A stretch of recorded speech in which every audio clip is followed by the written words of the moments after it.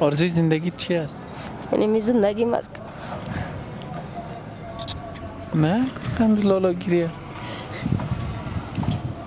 نکن گریه نکن خدا حال پندر بچه الهی آمین خدا دعا که بخیر خوب میشه نه که جانم گریه و عید بر لباس گرفته بودی میلاد جان؟ نه چرا؟ عید نکده میده تجلیل یک پدا خانه نبود و تو خدایتون سعی گفتم من تمام شریعه که من مریض است گفتم تیت پیسه هم نیست در خانه اما یک در دلم هم تا چیز گفت پول دیگر هم حساب ببینیم چند است به چه کتفان باست چند است کارم 3000 خیلی من در جیبه سلام علیکم چل در قندولک خوب هستی؟ بخیر خیر بجنامت چیست؟ میلاد جان میلاد جان پالش میکنی حتما اینجا بشینم جگرم اینا با اینجا پس که سر خراب نشده زمین میشینم دیگه خیر نه دیگه تو که در زمین شدی مومنت در زمین میشینم اینجا میشینیم قصه کنیم اینجا کس میایه حالا شکر کوکو روز چند کار میکنی روز ساعت 1:50 هر چی برابر شده ساعت 1:50 باز چند نفر هستین در خانه در خانه 8 نفر 8 نفر باز مشکل تا حل میشه شکر همیشه کوکو یک قدر نه زیاد نمیشه نه دیگه تنها خود کار میکنی تنها خودم کار میکنم پدرم هم کار میکرد یا پدرم تاکسی وان بود تکر کرد که مایی بس حاله خب بچی کلان خانه خود هست ها مکتب میخوانی مکتب نه چرا این کار خانه که میکنم یا مکتب نمیخوانم صنف چند خوندی تا صف 6 نه چرا علاقه دیگه مکتب نه دیگه مجبوری شده که حساب الا کردم مکتب ما خواجی نیستم خداوند زبان تا خوب کنه یعنی تا هنوز اج نکردیم منظور می است خداوند اج برته الهی آمین آمین کدام شعر یاد داری بخونی انشالله شعر یاد دارم نه اعوذ بالله من الشیطان الرجیم بسم الله الرحمن الرحیم مژده که آمد بهار سبزه و گل پیش ما گوژی و پروانه شد زنده به بوی با غلغله آبی کده بلبل در جوی کرده شکوفه به باغ درخت صوب انار ققونه در فاختن نشسته بر شاختن در شاخ شه بلند ناله کنند زار ز خانه موری ملخ ماشاءالله شعر از کی است از خودم از خودت است ماشاءالله چقدر مقبول و چقدر پیام داره این شعر اینا استعداد بچه با استعداد زنده باش ماشاءالله با عید بر لباس گرفته بودی میلاد جان؟ نه چرا؟ عید نکده میده تجلیل آرزوی زندگیت چی است؟ یعنی می زندگی مست نه خند لالا گریه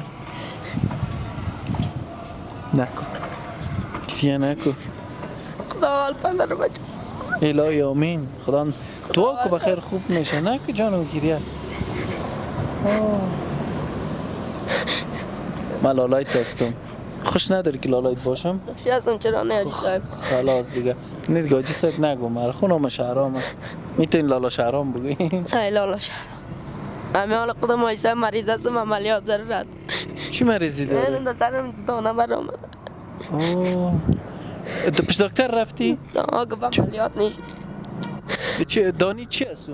من چون نگفت دانه شبه مادرم گفت خب نکن گریه نکن دیگه قندم خوب میشه بخیر که برای مال هنوز یزید 4 روز تیر شده هر روز که انسان صحتمند باشه خوشحال باشه امروز عیدش است برای مال ما عید حال تجلیل میکنیم صحیح است خیلی گریه نکن قندم آفرین آفرین بیادرکای خورد از خودم داری؟ نه و خانه که میری چی میگن؟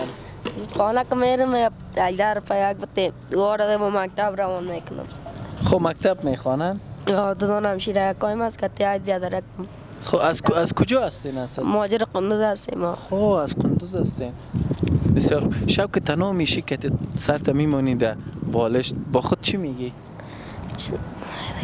چی آرزو میکنی از خداوند؟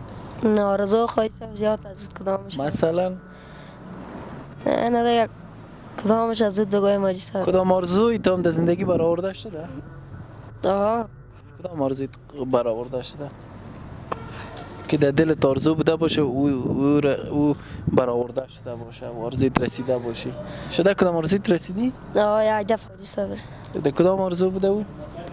تو همشیره کم یک دفعه بانچون کدام چیز شده بود شاید یک رو پده خانه نبود و تو خدایتون سعی گفتم من همشیره کم من مریض است گفتم تیت پیسه هم نیست در خانه اما یک در دلم هم یک چیز گفت در کدام اینو تق تق زد آمد پشت دروازه یک بود جیارد پیسه پول نقد مانده بود با خودش رفت. خب این آرزویت رسیدی؟ یاده. حالا بخی که برای ما تو خرید.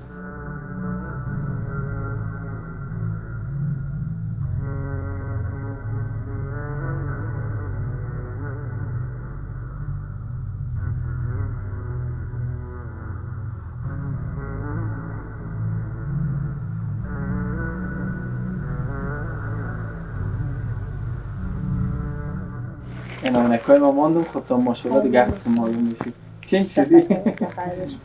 بخیر استفاده کنیم انشاءالله ما میلاد عزیزه بتانیم که در مکتب و همیشه اسپانسر کنیم. این پول دیگر رو مساف ببینیم چند است به چه بتوان باز چند است کار نکنیم. 3000 خیلی من در جیبه که لباسه دیگه تان بگی الان از من دفاعی ما هست دوستان عزیز ما خوشکن کنیم برنامه مایلینی هست که به صورت تایمی فرزنده مرحنه کمک کنیم. میلاد عزیزم بتانیم به مکتب روان کنیم. عزیز دیگه پیدا میشه که این خانواده رو اسپانسر کنه شما معلومات شما فقط میتونه از طریق ما یاد بگیریم. تشکر از شما. سلام علیکم.